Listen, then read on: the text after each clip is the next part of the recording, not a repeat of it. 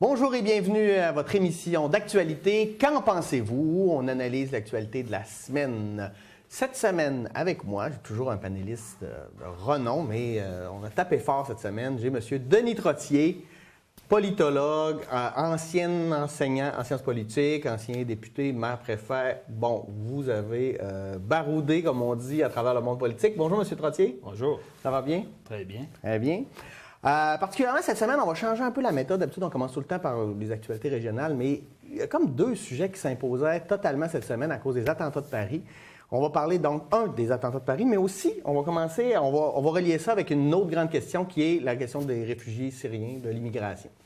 Donc, bon, je ne veux pas nécessairement qu'on revienne sur les images terribles puis qu'est-ce qui s'est passé, mais selon toi, c'est quoi qui cause ces événements-là? Parce que là, on voit ça là, à Paris, puis on a vu ça à New York en 2001, mais c'est une réalité qui est quasi quotidienne dans certains autres pays où on en parle peut-être moins, où on en fait peut-être moins que là.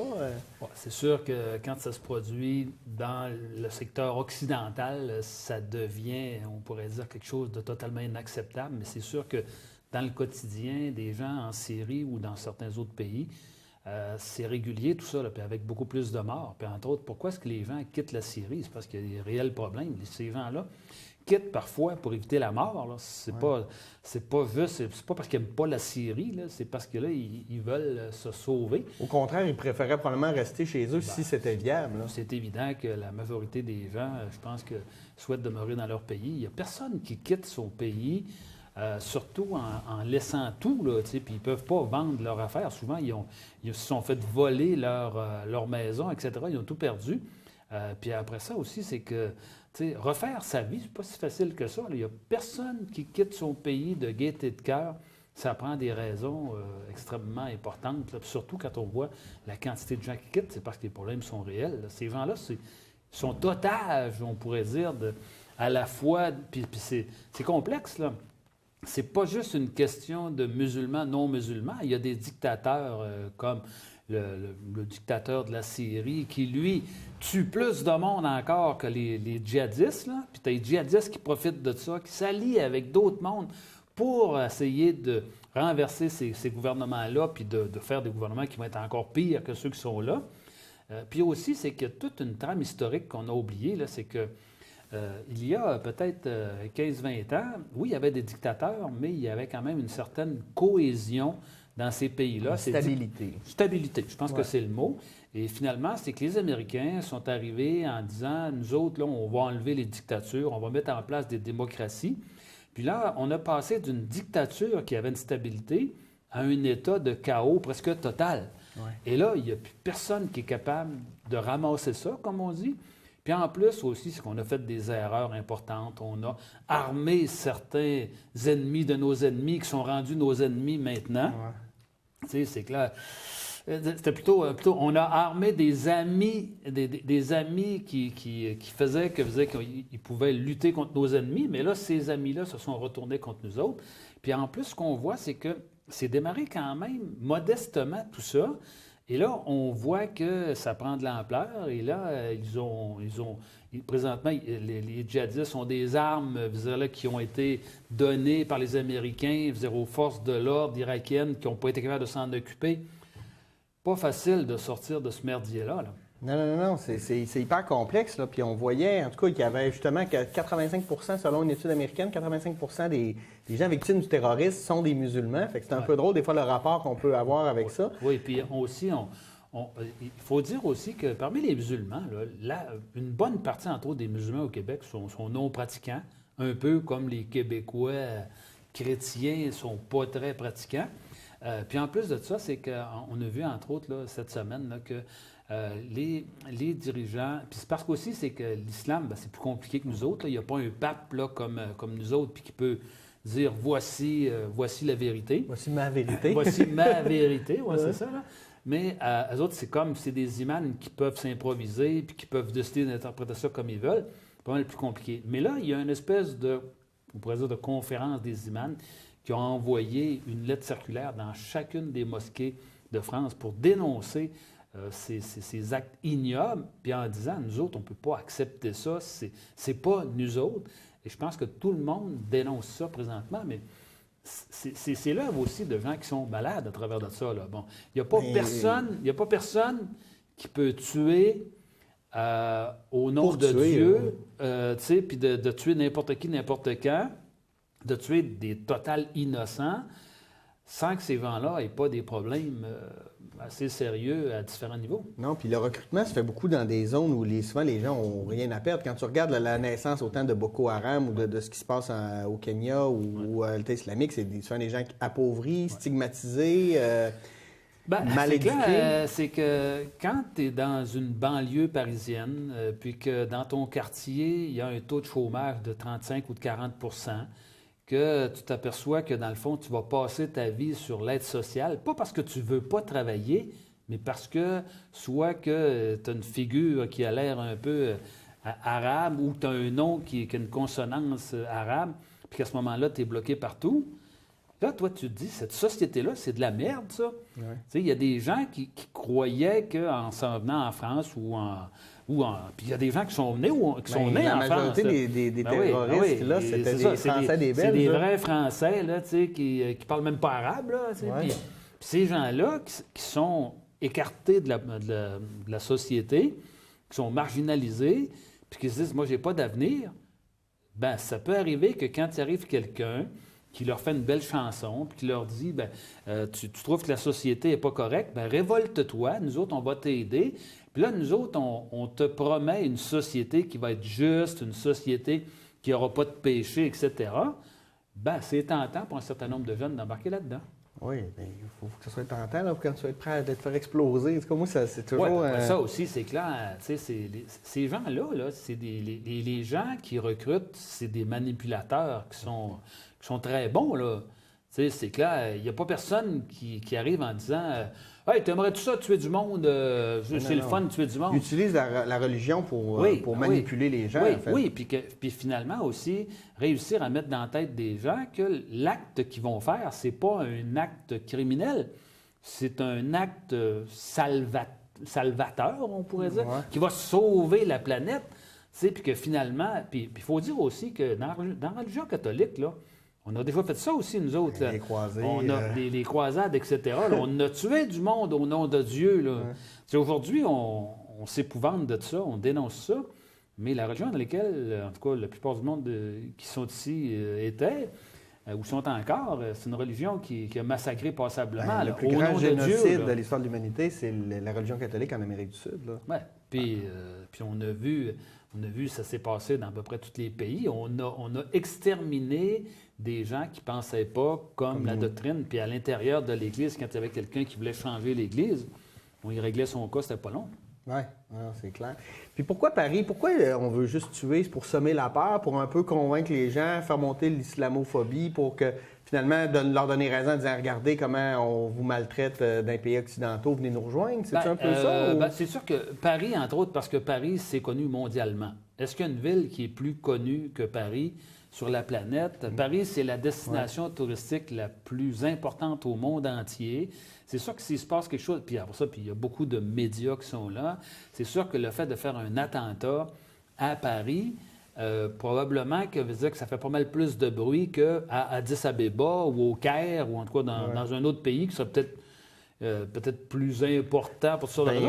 On l'a vu parce qu'une semaine avant, il y a eu au Liban un attentat plus meurtrier, puis on en a, c'était quasiment une ligne dans le fil de presse. Là. C'est ça.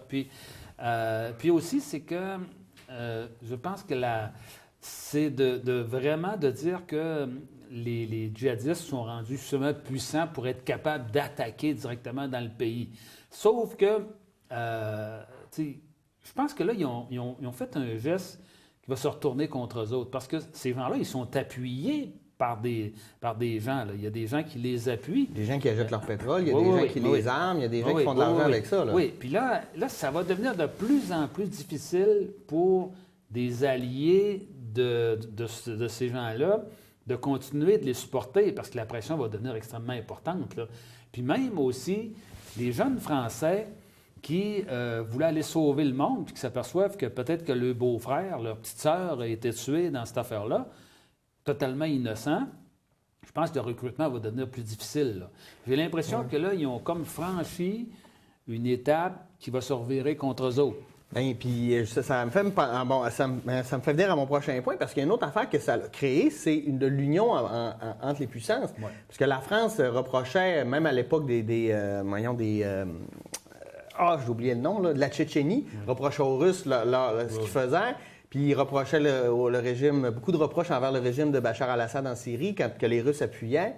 Là, tout le monde se met un peu ensemble. Là. Bien, c'est parce que tant qu'il y a juste un pays qui est touché, là, les gens, ils peuvent dire... Puis là, bien, c'est sûr qu'entour de ça, il y a toutes sortes de gens qui profitent de ces situations-là pour gagner quelque chose, ou en tout cas, tu sais, puis comme la Russie, bien, là, elle s'est impliquée là-dedans pour montrer c'était le retour de la grande Russie qui pouvait dominer le monde, entre guillemets, là. Mais là, à partir du moment où les Russes sont touchés, qu'il y a un avion qui est explosé, que les Américains ont été touchés, que les Français ont été touchés, là, à un bon moment donné, tout ce monde-là dit, regarde, ça va faire, là. Puis ça, tu sais, je pense que les djihadistes, là, il y a de l'improvisation là-dedans, là, tu sais. Puis je pense qu'ils vont s'apercevoir qu'à vouloir, tu sais, quand la grenouille veut devenir plus grosse que le bœuf, là, ça peut arriver que le bœuf, il mette le pied sur la tête. Là. Ouais. Parce que là, à partir du moment où l'ensemble des pays disent ça va faire, là, il y a moins de soutien qu'il va avoir, il y a plus de force qui va se faire. Mais aussi, c'est qu'il faut être conscient qu'il y a d'autres types de problèmes qu'il faut régler. Là. Parce que le fait d'attaquer, ça ne résoudra pas les problèmes. Parce que quand tu attaques, ça fait des martyrs. Ouais. Puis là, ça fait dire, regarde, les Américains nous tuent ou les Français nous tuent. Ça leur donne raison, à quelque Ça leur donne raison. Mais je pense que... Puis il y a beaucoup d'argent qui est mis là-dedans, mais pas suffisamment d'argent qui est mis pour essayer de faire des écoles, faire des hôpitaux, sortir le monde du chômage. C'est ça qu'il faut faire. Puis en plus aussi, c'est qu'il y a un élément, là, présentement, qui, moi, en tout cas, m'inquiète, c'est que durant le temps qu'on pense que notre problème majeur, c'est les djihadistes, c'est qu'on oublie que les écarts entre les riches et les pauvres s'agrandissent de plus en plus, puis que finalement, c'est qu'il y a une petite minorité de gens qui accaparent de plus en plus de ressources, qui fait qu'on partage moins, puis qui fait que ça conduit aussi à ces révoltes-là. Ben oui. Là. Il y a une partie de ça qu'on oublie, là. Le problème majeur à lequel on fait face sur la planète présentement, c'est les inégalités, les fortunes colossales qui sont en train de se faire sans créer d'emplois. C'est le système économique qu'il faut remettre en question, là. Puis pour être capable d'avoir un système qui va produire plus d'emplois. Autrefois, là, le capitalisme, la manière que ça fonctionnait, c'était qu'on réinvestissait pour créer des emplois qui allaient créer de la richesse, qui allaient permettre de créer des emplois. Puis là, à ce moment-là, on a eu Parce que les gens qui ont des bons salaires peuvent dépenser plus que quelqu'un qui vit pauvrement. Fait que l'économie roule mieux. Mais là, présentement, c'est que là, il y a de plus en plus de fortunes qui se créent en coupant des emplois, en faisant en sorte que l'économie roule de moins en moins. Puis là, il y a une espèce de survie du capitalisme qui est faite artificiellement. On est en train d'imprimer de l'argent, entre guillemets, là, parce qu'on prête de l'argent, on espère que l'économie va redémarrer. On a des taux d'intérêt qui sont extrêmement bas. Ça ne pourra pas durer tout le temps, cette affaire-là. Et je pense qu'il va falloir, à un moment donné, qu'on mette sur la table le problème majeur qui est les inéquités qui existent entre les riches et les pauvres, qui causent des problèmes de violence, qui causent des problèmes d'environnement aussi, parce que là, cette course folle à l'argent, là, c'est que là, on tasse les questions d'environnement. On a qu'à regarder Volkswagen, qui était une compagnie qui avait une bonne réputation. Ils ont sacrifié leur bonne réputation pour avoir des parts de marché. Là, ça se retourne contre eux autres. Et là, présentement, c'est qu'il y a une crise de confiance envers l'ensemble de nos élites, là, principalement économiques et politiques. Et là, il faut qu'on ramène de l'espoir à quelque part, là. Oui, c'est sûr qu'on va y revenir là, tantôt, là, parce que juste par rapport justement à l'argent qu'on peut trouver, il y a une manière de mieux réinvestir. Qu'est-ce que tu penses rapidement du rôle du Canada? Où est-ce qu'il faut se positionner? Parce que Justin Trudeau a dit, bon, on arrête des bombardements parce que ça ne sert à rien, on va faire plus de l'éducation, en fait, ou de la Qu'est-ce qu'on doit faire? Bien, d'abord, le rôle du Canada, jusqu'à maintenant, était plutôt symbolique. Là, on a 6 F-18. Là, disons que c'est à peu près peut-être l'équivalent de 1 % là, des forces qui sont là. qu'on enlève ça ou pas, ça ne changera pas grand-chose au point de départ. C'est sûr aussi que le Canada, dans le passé, a toujours joué un rôle plus pacifiste au niveau des casques bleus. Et ça, il y a de la place pour ça, là. Il faut qu'on soit capable on pourrait dire, différentes méthodes qui vont amener des solutions. On le sait, juste la guerre, c'est pas suffisant. Fait qu'il y a des pays comme le Canada qui sont plutôt bien vus, qui peuvent amener des solutions peut-être de compromis, qui vont faire que ça va aider à trouver des solutions. Fait que je pense qu'on a un rôle à jouer à ce niveau-là. Quel sera-t-il? Je ne le sais pas. Mais c'est sûr que je pense qu'on a plus avantage à jouer dans ce rôle-là que dans jouer le rôle de guerrier, parce que ça ne fera pas une grosse différence dans notre affaire. Là, que non, on n'est pas un pays tellement militaire, de toute façon. Puis comment, au niveau des médias, là, je parlais tantôt deux poids, deux mesures sur qu'il y a plein d'autres endroits où il y a bien plus de morts, puis on en parle moins, mais là, on en parle trop, je trouve, le traitement. Est-ce qu'on exagère? Parce que là, tu vois les médias sociaux, les images qu'on voit, que des fois, tu fais... Moi, j'ai refusé d'écouter j'aime mieux lire là, qu'écouter les vidéos parce que je trouve ça trop intense. Puis là, c'est du 24 heures sur 24 depuis que c'est arrivé. On peut vraiment synthétiser les émissions spéciales, peu importe, là... je pense que là, comme ailleurs, trop c'est comme passé. Là, c'est rendu que quand on prend un événement, là on l'épluche. Puis on a vu, là, puis c'est pas juste pour la question là, des attentats. La semaine dernière, le problème majeur, c'était les problèmes de déversement à Montréal. Ouais, là, on avait ça quasiment jour et nuit. Là. Ouais. C'était le problème mondial. Puis là, on n'en parle plus du tout. En l'espace d'une nuit, on pourrait dire que les attentats, ça, on a foutu ça à la poubelle. Et là, c'est le nouveau sujet. Et là, on fait des émissions spéciales, une par-dessus l'autre. À un certain moment donné, c'est que les gens décrochent de tout ça. Et là, à ce moment-là, c'est que les gens, ils peuvent manquer l'essentiel. Moi, puis en plus, c'est que... accrocher à des détails qui ne sont pas importants. Moi, je me rappelle, un peu plus vieux, là, on pourrait dire que la moyenne. Puis les émissions... Qui sont capables de nous faire comprendre quelque chose, c'est des émissions qui ont d'abord un peu de recul, qui sont fouillées, qui permettent de trouver à la fois les causes, les solutions, etc. Et là, présentement, tout ce qu'on fait, c'est du direct avec des affaires assez superficielles, de la répétition, mais ça ne nous fait pas comprendre quelque chose de plus, là. Moi, je pense qu'il faut revenir à quelque chose qui va être plus analysé. Puis c'est le rôle de nos médias, entre autres de Radio-Canada, mais le Radio-Canada est rendu à peu près pareil comme les autres. Là. Il n'y a pas beaucoup de recul. Là, puis, puis après ça, c'est parce que les gens ils prennent ces clips-là et ils vont transférer ça sur Facebook, sur Twitter, ils vont acheter des commentaires. Là, ça devient exponentiel un peu. Là, puis c'est pas tout le monde qui prouve qu'ils sont brillants là-dedans. Là. Il y en a qui démontrent qu'il aurait été mieux de rien écrire. Là. Ouais. C'est que là, les médias sociaux, c'est bien fin, comme on dit, mais comme je disais tout à l'heure, c'est que il y a le meilleur puis il y a le pire là-dedans. Là. C'est que là, ça peut permettre de sauver des gens.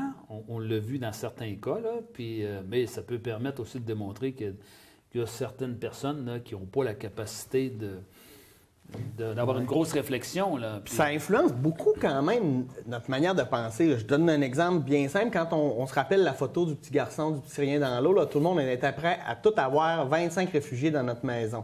Là, depuis les attentats, là, c'est rendu que là, les gens n'en veulent plus. Est-ce qu'on se fait un peu manipuler?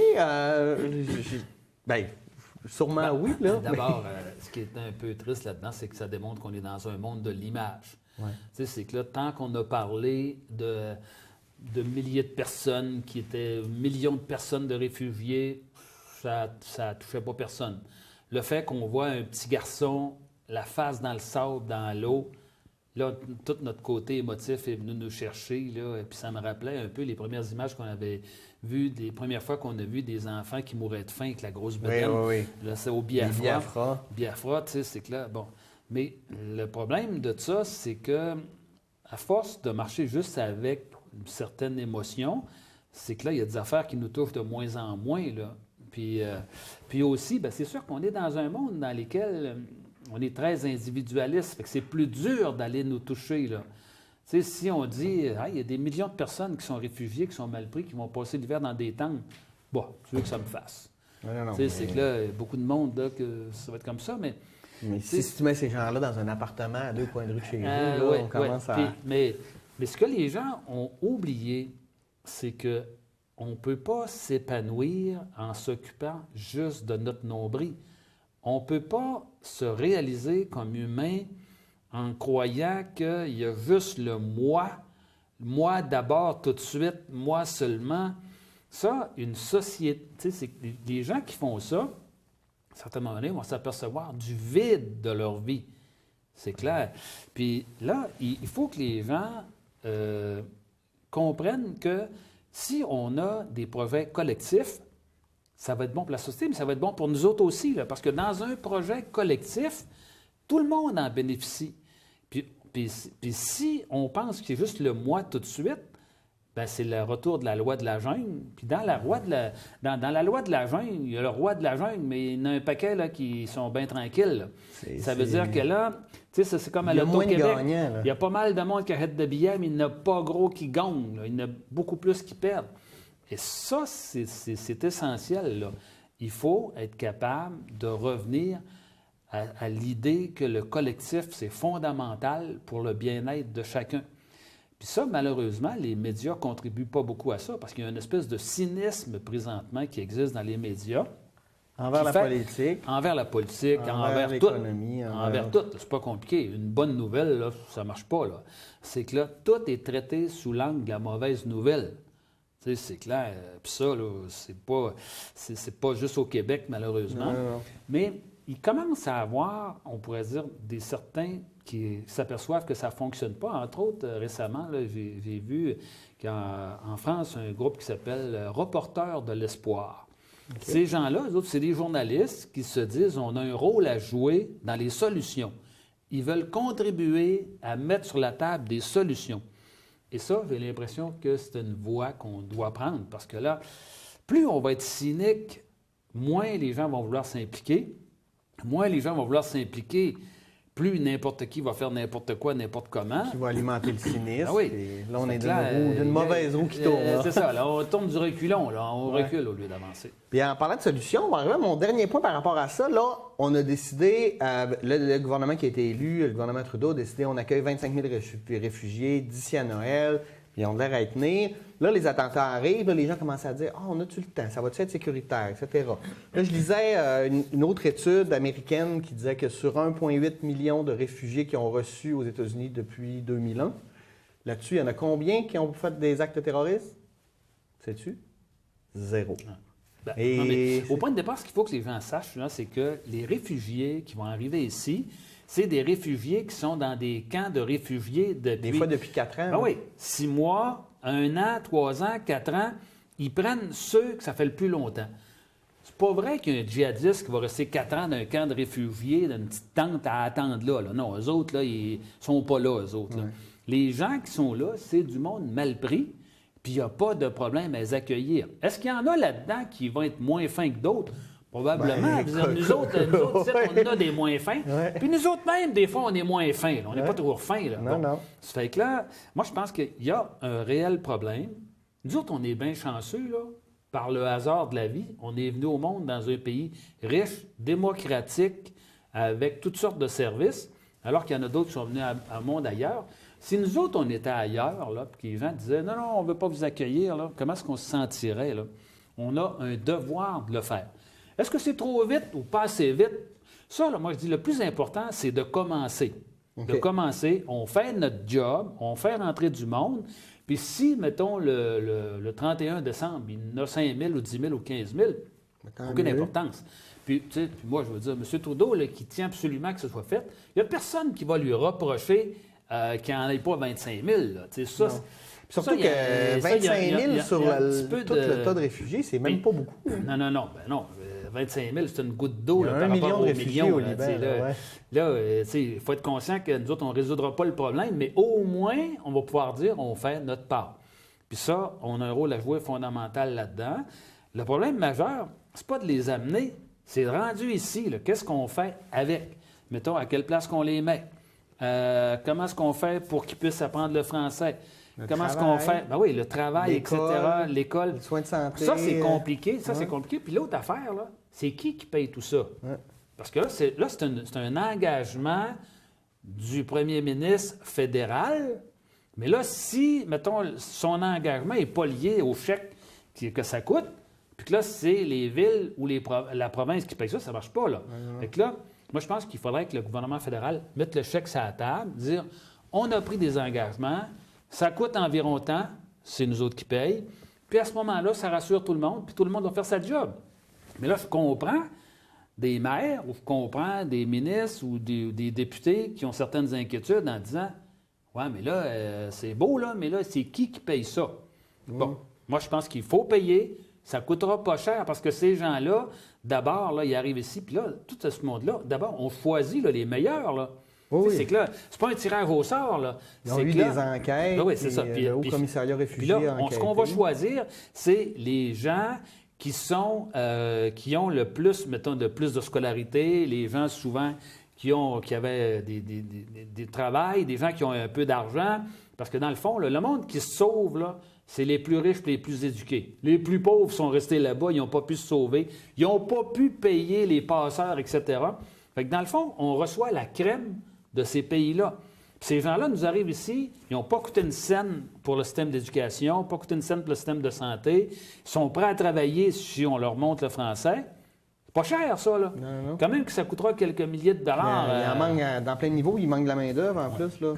Ouais. OK.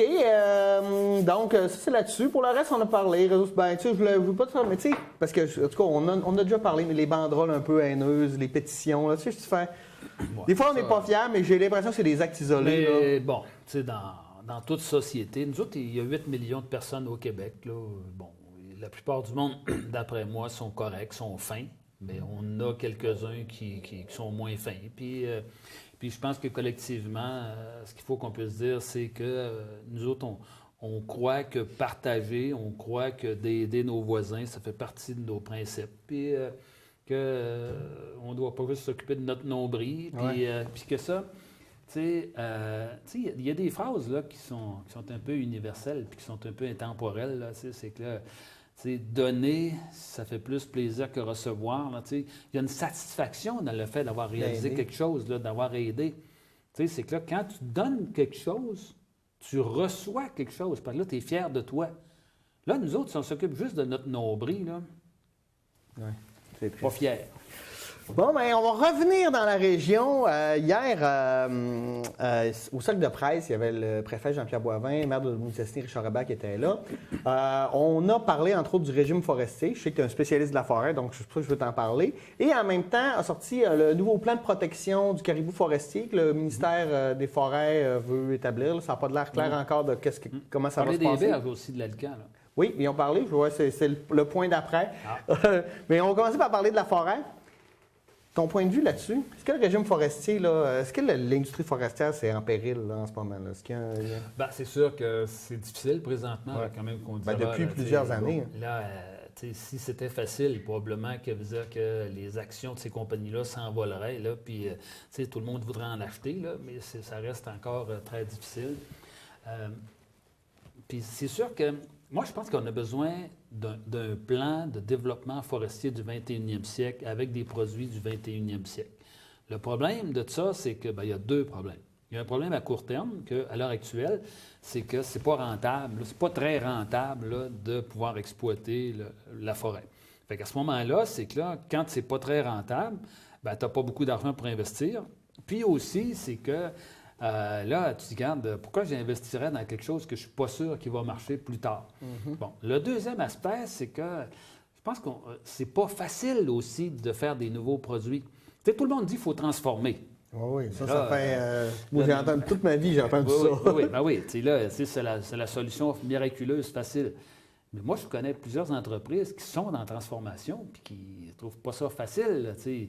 C'est développer des nouveaux produits, c'est long, c'est coûteux, etc.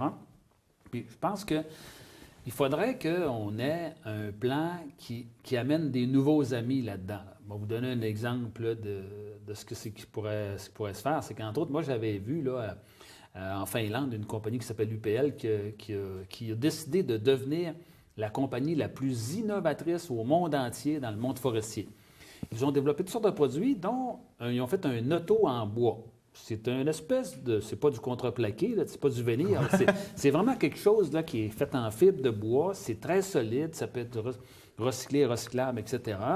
Puis là, ils ont fait quelque chose de très bien. Bien, si nous autres, on disait, hey, nous autres, ça nous intéresse au Québec, là, puis nous autres, on a un moteur roux, on pourrait essayer de développer l'auto la plus écologique au monde entier, qui serait faite en bois, avec un moteur électrique. À ce moment-là, là, on aurait peut-être quelque chose qui serait pas mal intéressant. Innovateur. Mais c'est ça. Mais pour ça, il faudrait qu'on aurait des nouveaux amis, là, parce que là, ça coûte cher de développer ça. Il faudrait essayer de convaincre le monde de la pétrochimie, qui, eux autres, ont de l'argent, mais qui sont sales, parce que le pétrole, c'est pas très écologique, de dire, vous autres, là, pourquoi vous n'embarqueriez pas dans un projet de développement énergétique lié aux autos? T'sais, vous autres, là... Parce que c'est peut-être garant de votre avenir aussi. Ben oui. Puis qu'à ce moment-là, eux autres qui ont de l'argent, il faut qu'ils se verdissent. Les compagnies forestières, eux autres, sont vertes parce que toujours penser que la forêt, c'est quelque chose de renouvelable. C'est une ressource renouvelable, contrairement à la pétrochimie qui est non renouvelable. Puis si on était capable de mettre des acteurs comme Hydro-Québec, la Caisse de dépôt, puis tout mettre ce beau monde-là ensemble, là, on pourrait peut-être développer des produits innovateurs pour le 21e siècle. Mais ça prend une volonté politique, ça prend une vision, ça prend aussi du temps, parce que ça ne se développe pas facilement, là. Mais à l'heure actuelle, je vois juste des préoccupations à court terme. Je les comprends, les préoccupations à court terme, mais il faut qu'on voit plus loin que le bout de notre nez. Oui. T'en parlais au Cercle de presse, on a aussi parlé de Rio Tinto et des berges, de la gestion des berges du Lac-Saint-Jean. Les gens sont en général pas contents. Rio Tinto était aussi dans les médias parce que là, il y a un spectre de lockout et puis il y en a qui remettent en question les ententes secrètes. Je veux t'entendre là-dessus, parce que c'est deux points différents, là, mais c'est sur une gestion de la même compagnie. C'est un dossier que je connais bien parce qu'en 1985, moi, j'étais président du Conseil régional d'environnement. Quand il y avait eu les audiences, là, c'est que là, c'est moi qui avais demandé les audiences à cette époque-là avec Gérald Scaglione, là, puis on avait, comme on dit, brassé pas mal à l'époque. Puis, finalement, c'est qu'il y en avait eu des solutions de mise de l'avant. Entre autres, c'est qu'on devait baisser le niveau du lac parce que l'érosion se fait quand le lac est trop haut. Puis, il devait y avoir un comité de gestion collective. Mais la compagnie, à l'époque, a fait des pressions sur le gouvernement libéral. Puis, finalement, il n'y a rien eu de tout ça. On se ramasse 30 ans plus tard avec les mêmes problèmes, peut-être un peu encore pire, parce que là, la compagnie met de plus en plus de roches, de gravelle dans le lac. Nos plages de sable sont en train de se transformer en plages de gravelle. En plages de gravelle, puis en toutes sortes d'affaires. Là, ça ne marche pas, là. Puis là, ce qu'on voit, c'est qu'avec Alcan, c'était plus facile sur certains aspects parce que c'était une compagnie canadienne, siège social à Montréal. Mais là, Rio Tinto, là, eux autres sont loin de nous autres, là. Puis ça ne magane pas beaucoup, là. Mais là, moi, je pense que nous autres, il faut qu'on s'affirme, là. Oui. Il faut qu'on puisse dire, hey, ça ne marche pas, les boys. Ce lac-là, c'est un bien commun. Ce n'est pas un réservoir privé, c'est un bien commun. Puis aussi, l'autre affaire, c'est que l'Alcan, à l'époque, avait eu certains droits, ou on a maintenu certains droits, parce qu'il y avait un impact économique extrêmement important. Quand l'Alcan avait 10 000 emplois, parmi les mieux payés au Québec, puis qu'à ce moment-là, oui, il y avait des droits, mais il y avait des retombées extrêmement importantes. Là, l'Alcan s'est rendu 3 500 personnes. Ils s'en vont vers 2 500. Ça veut dire que le 3/4 de l'impact économique qu'il y avait n'est plus là. On ne peut pas accepter qu'il y ait les mêmes droits. Il faut qu'on puisse dire à la compagnie, « Oh, les boys, là, les temps ont changé. Vous n'avez plus l'impact économique que vous aviez à l'époque. On ne peut pas garder les mêmes droits. Il faut qu'on trouve un compromis là-dedans. » Oui, parce qu'eux autres, là, il y a 10 ans là, qu'ils ont promis 2 milliards d'investissements. Là, on les cherche encore. On les cherche pas. Ils sont pas là. Ah, ils sont pas là. Puis en plus aussi, c'est qu'à une certaine époque, ils devaient transformer. Ils ont abandonné le secteur de la transformation. Et là, je comprends pas comment un peu peuvent revenir sur une entente qui a été signée avec le gouvernement, mais que nous, on se doit de respecter cette entente-là, entre autres sur la vente d'électricité, sur... Il y a pas un peu, c'est que là, présentement, moi, je pense que c'est sûr que c'est pas facile de se tenir debout devant une compagnie comme ça, mais je pense qu'on a le devoir comme citoyen, si on veut développer notre fierté, il faut dire à la compagnie, hey, c'est notre lac, là. Ouais. Puis là, nous autres, là, on va participer à la gestion. Puis toi, t'es notre client, puis on va te dire comment faire les travaux, puis on va t'envoyer la facture. Ouais. Moi, c'est là que je suis rendu, là. C'est que là, sinon, ça veut dire qu'on est dans un État colonial, on est comme dans une république de bananes, puis finalement, c'est la compagnie qui nous gère. Tu sais, il ne faut pas oublier là, que le territoire, là, moi, je pense que ça appartient collectivement aux citoyens. Et ça, c'est nous autres qu'il faut qu'il y en ait, il faut qu'on ait le dernier mot là-dessus. Sinon, tu sais, je comprends que dans l'histoire, puis je comprends que quand on a relevé le lac en 1926, qu'on créait une activité économique extrêmement importante, on a permis certains droits, mais là, on est rendu 100 ans plus tard, ou presque, la compagnie n'a plus les mêmes impacts économiques. Il faut qu'on se tienne debout et dire que ça va faire. Là. Il faut qu'on renégocie les ententes. Puis, il faut qu'on soit capable de trouver une solution dans laquelle on va être gagnant-gagnant. Parce que là, présentement, Rio Tinto ramasse tout ce qu'il veut. Puis en plus, ils ont un petit côté arrogant. Oui, tu as l'impression que, en tout cas, le profit privé et les déficits deviennent publics, là, où on essaie toujours de malheureusement, c'est pas juste dans leur cas, là, mais non. C'est que là, ça fait partie des éléments qu'on doit se questionner. OK. On a parlé aussi à ce cercle de presse-là de l'avenir du bloc opératoire de Debout-Mistassini. Bon, tout ce qui s'est passé autour du CIUS. C'est assez compliqué, mais on a l'impression que les gens ont peur. Est-ce qu'on doit craindre de perdre nos services de santé ici, selon toi? À partir de là où on n'est pas représenté, là, c'est que là, c'est qui va nous défendre? C'est qui décide pour nous autres? Ça, il y a comme quelque chose de fondamental là-dedans. Il faut qu'on soit représenté. D'autre part, il y a un côté choquant aussi. Là. Dans le fond, là, ce que les gens qui ont analysé les candidatures, ce qu'ils nous ont dit, là, c'est non seulement on n'aurait pas de représentants, mais dans le fond, on n'a pas personne d'assez compétent pour être sur ce conseil d'administration-là. Quand une des personnes proposées a fait ça toute sa vie. Oui. Là, il y a quelque chose de choquant là-dedans. Là, c'est pas vrai qu'il n'y avait pas des gens dans notre milieu qui avaient la capacité de siéger sur ce conseil d'administration-là. Ça me fait penser un peu à M. Gordon, le président du Canadien national en 1963, qui disait que s'il n'y avait pas de Canadiens français sur le conseil d'administration du Canadien national, c'est parce qu'on n'était pas assez intelligent, pas assez compétent pour ça. Bien là, j'ai comme l'impression que c'est ça qu'on nous dit. Là. Ouais. Vous autres, vous n'êtes pas assez compétents pour siéger sur notre beau conseil d'administration. C'est choquant, ça. C'est choquant, puis c'était peurant aussi, parce que, tu veux dire... Là, parce que, plus t'es loin, là, plus c'est difficile. C'est plus facile de couper les bouts que le centre. Puis de toute façon, c'est que c'est pas parce que les gens dans les grands centres sont méchants. Eux autres, leur vision, c'est que tout ce qui est centralisé, c'est meilleur que tout ce qui est décentralisé.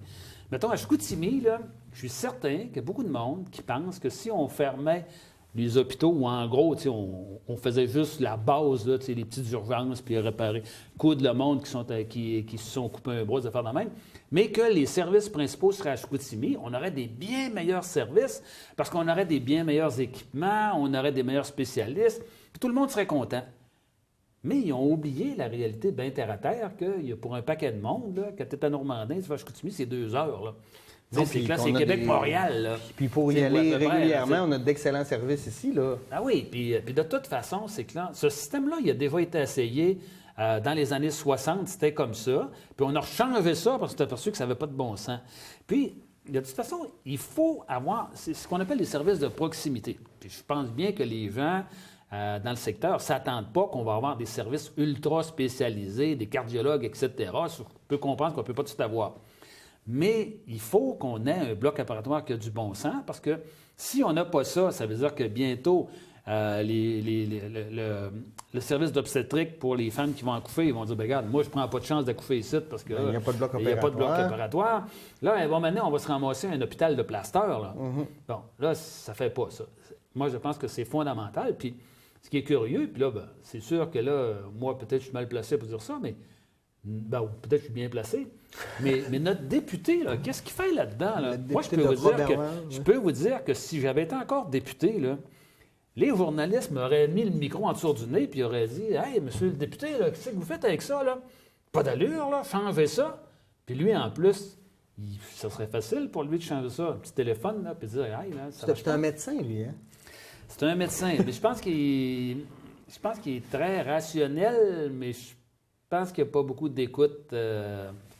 C'est ce En tout cas, moi, je pense qu'il ne faut pas oublier qu'il est député de Roberval avant d'être premier ministre. Puis ça, malheureusement, c'est sûr qu'il y a un premier ministre, mais est-ce qu'il y a un député dans le comté Roberval? Ça, je suis loin d'être certain. C'est bon, c'est bon. As-tu vu ça? On est un peu dans les mêmes sujets, là, mais c'est parce qu'on dirait que ça va mal, je ne sais pas. L'utilisation des banques alimentaires, une augmentation de 40 juste au Saguenay-Lac-Saint-Jean. Puis là, je ne suis pas allé voir ailleurs, mais 40 d'augmentation. Qu'est-ce qui cause ça? Parce que là, on a beaucoup de conflits de travail. On a l'impression que les gens sont appauvris, l'austérité. On a parlé de beaucoup de facteurs, mais on a l'impression que là, ça fait 1 an et demi là, qu'on en parle ou qu'on est là-dedans. On a l'impression que ça commence à nous rentrer dedans solide, puis que les gens ont plus de pouvoir d'achat. Là. Je veux dire, si tu n'as pas de salaire, je regardais statistiquement, si tu travailles au salaire minimum, tu es en dessous du seuil de la pauvreté. Donc là, tu veux élever une famille, Comment vivre dignement aujourd'hui, Denis? Bien, là, d'abord, il y a plusieurs aspects dans cette question-là. Oui. C'est que là, il n'y a pas une réponse facile à ça. Là. Bon, si on regarde différents éléments, c'est que c'est sûr qu'on est en décroissance de population. Ça fait qu'à ce moment-là, c'est moins que de monde, moins que de services, moins que de monde, etc. Ça fait que ça diminue l'activité économique. D'autre part aussi, c'est que notre économie est en profonde mutation. C'est que là, il y a 50 ans, dans le monde de la forêt, il y avait du monde en sacrifice. Là, quand le monde coupait le bois à scie mécanique ou au ciotte, ça prenait du monde. Là, présentement, ce qu'on s'aperçoit, c'est que le monde industriel produit de moins en moins d'emplois parce que c'est hyper mécanisé. Puis les emplois, là où ils se créent, c'est dans des domaines comme le numérique, des choses comme ça. Puis là, nous autres, on est loin de ça, là, nous autres. Et nous autres, il n'y a pas de support par rapport à ça. Ça fait que ce qu'on voit, c'est que les emplois qui se créent dans les grands centres, qui eux autres ont des crédits d'impôt là, pour pouvoir alimenter tout ça, développer tout ça. Puis durant ce temps-là, bien, nous autres, on nous coupe nos crédits d'impôt dans les régions ressources parce qu'on dit que vous n'avez pas besoin d'être ça. Il y a comme 2 poids, 2 mesures. D'autre part, c'est que le poids de l'État n'est pas le même dans les régions de centre par rapport à nous autres. Si on prend, par exemple, comme là, à Québec, là, c'est qu'il y a un taux de chômage d'à peu près 3-4 ce qui est vraiment très bon. Là, mais ça, c'est pas parce que le maire est meilleur que les autres maires. Là. C'est parce qu'entre autres, la présence de l'État est extrêmement importante. Là. À Québec, il y a, sur les 50 plus gros employeurs, il y en a 35 que c'est le gouvernement.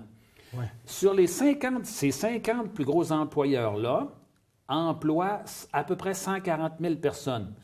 Bien, sur ces 140 000 personnes-là, il y en a presque 110 000 que c'est le gouvernement. Ça, c'est sans compter les autres employés du gouvernement. Là. Puis quand on est au gouvernement, on a des bons salaires. Donc, on est capable de dépenser, d'avoir un niveau de vie. Puis là présentement, là, si on regarde, mettons, comme au ministère des Ressources naturelles à Québec, il y a autour de 2500 fonctionnaires qui s'occupent de la forêt, des mines. Saguenay-Lac-Saint-Jean, 171. C'est-à-dire que là, c'est comme inéquitable. Parce que la ressource est ici. Oui, la ressource est ici. Là, quand on regarde le siège social d'Hydro-Québec, il est à Montréal. C'est clair.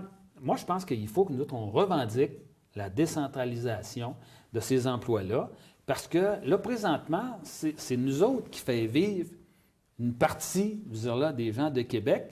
Et là, nous autres, on recule de plus en plus parce qu'on n'a pas ces emplois-là.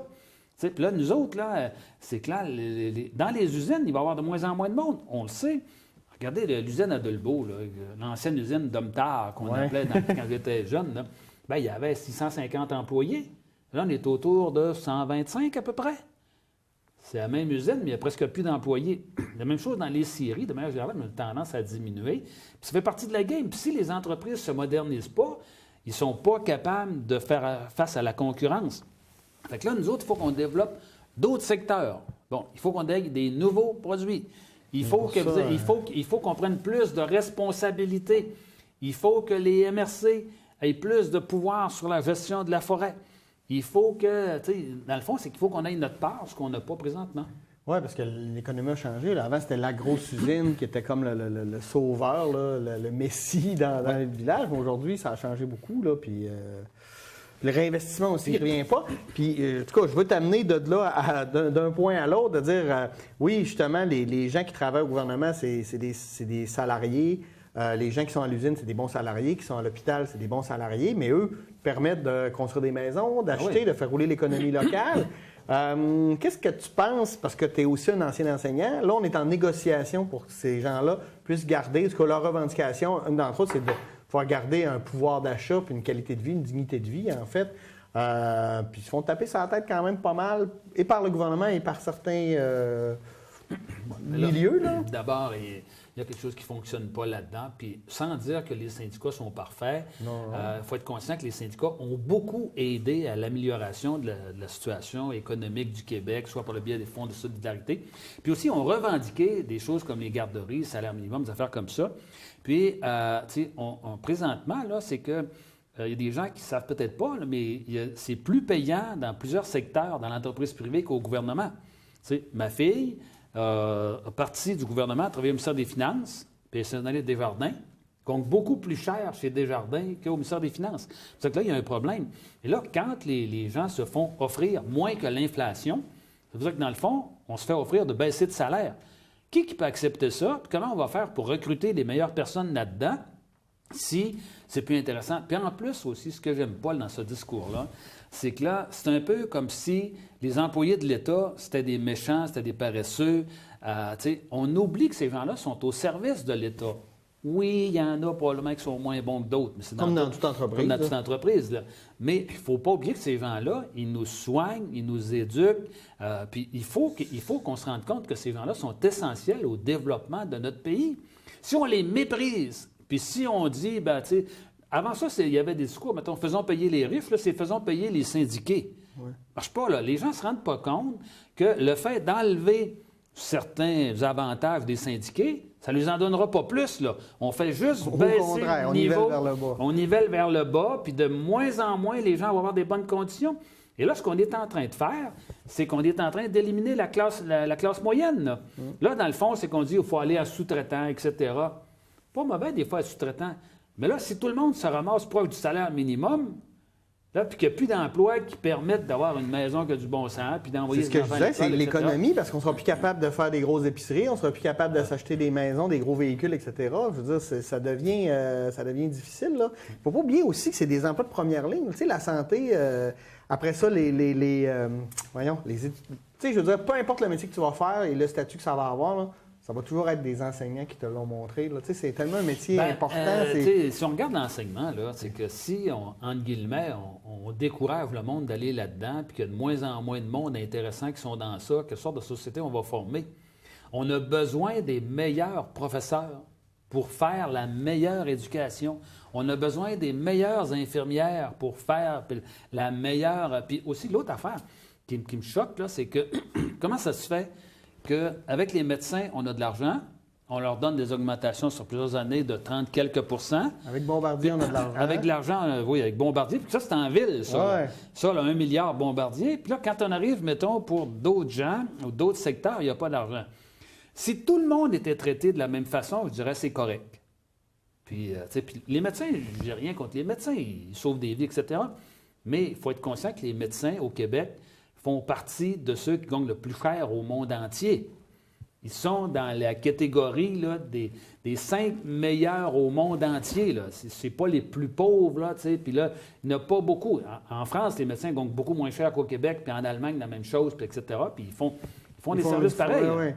Donc, moi, je suis pour qu'on mette de l'avant une société qui va être plus équitable. Puis à ce moment-là, c'est que là, les gens vont dire « OK, moi, je fais ma part ». Mais là, on est en train de diviser le monde, on est en train de faire en sorte que les inéquités augmentent au lieu de diminuer. On ne construira pas une société avec ça. Non. Je suis parfaitement d'accord avec toi. Là, il y a une menace, entre autres, là-dessus, de loi spéciale. Il y a une autre menace de loi spéciale sur le conflit avec les concessionnaires automobiles qui perdure depuis 33 mois. Est-ce que ça s'en vient de la nouvelle manière de... Parce qu'on dirait qu'il y a beaucoup de conflits de travail ces temps-ci, ou peut-être qu'il y en a tout le temps eu autant, mais que c'est très difficile. On dirait que les gens ne veulent pas... Moi, dans ma tête, négocier, c'est se parler. Je dis, moi, je veux ça, je peux t'offrir ça. Mais là, j'ai l'impression qu'on ne négocie pas. Là. Si on ne se parle pas, puis on reste sur notre... Je sais pas. Qu'est-ce que tu en penses? D'abord, les conflits de travail qui durent 3 ans, c'est pas normal. Là. Moi, je pense qu'il devrait y avoir une espèce de mécanisme d'arbitrage qui fait qu'après un certain temps, là, 3 mois ou 6 mois maximum, que là, il y a un arbitre qui est appelé à trancher pour un bout de temps, puis il dit, gars, vous vous rasseoirez un peu plus tard, on va faire un bout avec ça, parce que là, ça devient extrêmement difficile de rentrer au travail par la suite. Là, le climat va être assez pourri pendant longtemps. Là. Ça, c'est totalement inacceptable.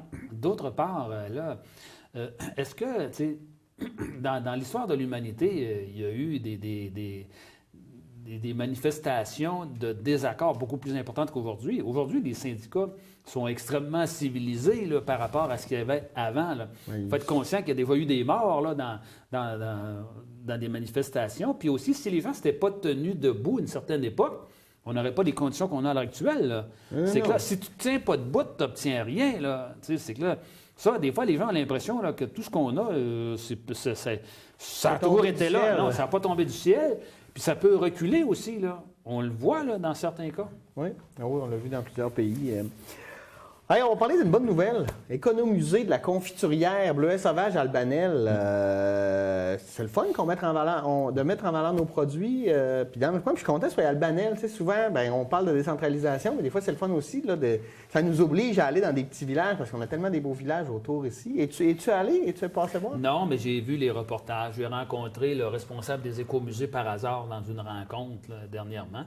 Puis, il disait ça qu'il allait venir inaugurer. Puis, d'abord, c'est un beau produit. Là. C'était Maurice Sénéchal qui avait décollé ça. Puis, je pense qu'il y a vraiment un très bon produit. Là. Les petites godreaux, entre guillemets, là, vont faire quelque chose de très bien avec ça. Et je pense que...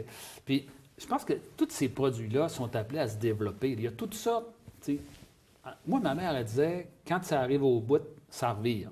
Là, on voit là, des multinationales qui sont en train de prendre le contrôle, soit, mettons, du secteur de l'épicerie. Là, on voit là, que des compagnies comme Nestlé là, qui contrôlent des milliers d'entreprises. Là. On ne le sait pas, là, mais 50 des produits qu'on mange vient de cette compagnie de Nestlé. Là, bon. Puis là, on voit la même chose avec la bière là, présentement. Là, c'est que là, on voit qu'il y a une compagnie là, qui va posséder là, plus que la moitié des sortes de bières du monde entier. C'est questionnable, ça. Puis là, c'est pas tout le monde qui aime ça. Puis en plus aussi, c'est que là, je suis pas certain que c'est une garantie de bons qualité, produits, de qualité, etc. Mais de l'autre côté, on voit sortir alors, on voit émerger tout ça. Bon, puis là, moi, je pense qu'il faut supporter ça. Il faut supporter ça. L'achat local, je le dis souvent. Puis aussi, c'est que ce que ça permet, c'est que quand, mettons, on veut faire des circuits touristiques, on est capable de montrer des affaires au monde. Parce que sans ça, c'est que là, tu dis, venez faire le tour du lac. Ouais, mais à part de regarder les champs et de garder le lac, y a-tu quelque chose à faire? Mais là, tu dis, oui, regardez, il y a la route des fromages, la route des économusées, tu peux voir comment c'est produit. Puis quand on va en vacances quelque part, c'est des affaires qu'on aime voir. Fait qu'on en a besoin de plus en plus. Puis aussi, c'est que je jasais avec un spécialiste en tourisme qui disait que pour attirer des gens au niveau touristique, là, si tu as un gros événement, là, c'est bon rien. Ça prend plusieurs éléments. Ça prend des dizaines d'activités différentes pour que le monde dise « Hey, moi, c'est sûr que soit moi, les enfants ou mes cousins, ils vont être contents de voir ça, puis ils vont en avoir pour tout le monde. » Fait que là, ça contribue à développer notre économie, puis c'est vers ça, c'est nos petites entreprises qui vont assurer notre survie. On n'a qu'à regarder nos grandes entreprises, que ce soit à l'Alcan ou Résolu, sont en train de devenir petites. Oui. Ils ont de moins en moins d'employés. C'est pas normal que ces entreprises-là aient plus de retraités que d'employés. Ouais. Là, quand les retraités vont être morts, là, on va avoir une nouvelle drop, là, parce que là, les retraités, eux autres, ils dépensent. Une fois qu'ils vont être morts, là, non, c'est ça. Et là, ça veut dire qu'on va baisser d'une coche, là, puis ça s'en vient. Nous autres, on a besoin d'un nouveau modèle de développement au niveau économique et politique, notamment pour les régions. Parce que là, moi, je suis très inquiet de l'avenir des régions. Puis, à qui les gens de mon âge, on va vendre nos maisons dans 10-15 ans? Là? Ah, je regarde le prix des maisons à l'heure actuelle, c'est complètement fou.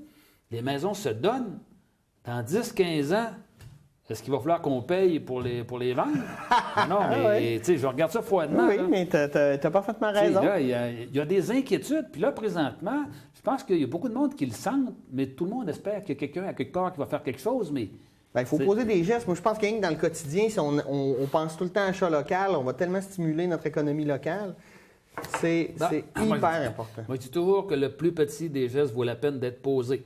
Même si c'est un petit geste, acheter un petit produit, c'est déjà mieux que pas acheter rien.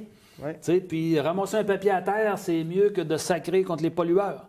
Le plus petit des gestes vaut la peine d'être posé, puis c'est nous autres qui va trouver les solutions adaptées à nos problèmes. René Lévesque disait « Décentraliser, c'est un acte de confiance envers les régionaux dans leur capacité de trouver des solutions adaptées à leurs besoins. » Moi, j'y crois. René Lévesque y croyait. Il avait fait un livre vert sur la décentralisation en 1977. Ça n'a pas avancé parce qu'il y avait trop de réformes de mis de l'avant. Ouais. Mais là, je pense qu'on est rendu là. Merci infiniment, Denis Trottier, d'avoir amené l'éclairage de ta sagesse sur notre actualité. Merci à vous d'avoir été là. Ce que je vous dis, moi, c'est vous, qu'est-ce que vous en avez pensé? Si vous avez des commentaires, des suggestions, vous voulez venir débattre avec nous, jaser, écrivez-nous tvldm9@videotron.ca et vous pouvez aller aussi suivre sur Facebook notre page. Vous allez sur Facebook, aimez TVLDM9 et vous allez avoir accès à toutes nos émissions qui sont en ligne. Donc, vous pouvez les écouter, les réécouter encore pour nous écouter là-dessus. Merci. Passez une bonne semaine. Au revoir.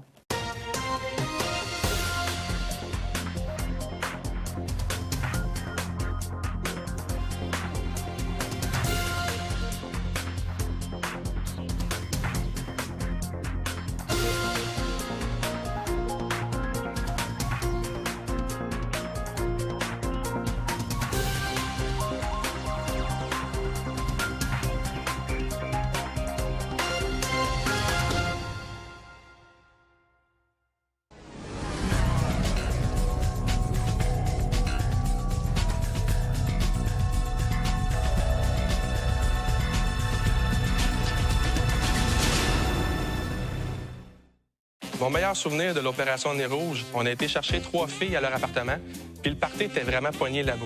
Ça fait que la femme a dit, moi, vous chantez une toune de karaoké. La fille se commande son burger. Tranquillement, pas vite, là, on voit qu'elle s'endort dans son repas. Fait que là, on embarque dans la voiture. On s'est dit, on pourrait chanter une chanson. C'est ma toune! Elle chantait bien. On fait ça parce qu'on aime ça. Ça finit toujours bien. Je suis gêné. Dans le temps des fêtes, appelez un ami, un taxi ou l'opération Nez Rouge.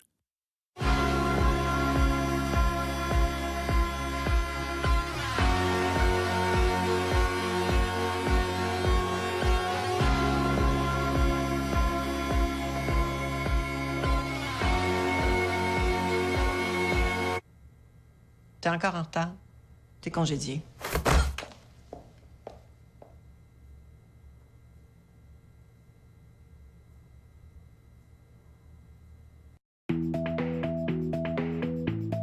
Ici, je travaille en français. On travaille le réverb maintenant. Moi, je travaille en français. Au Québec, on travaille en français. Un message d'Impératif français.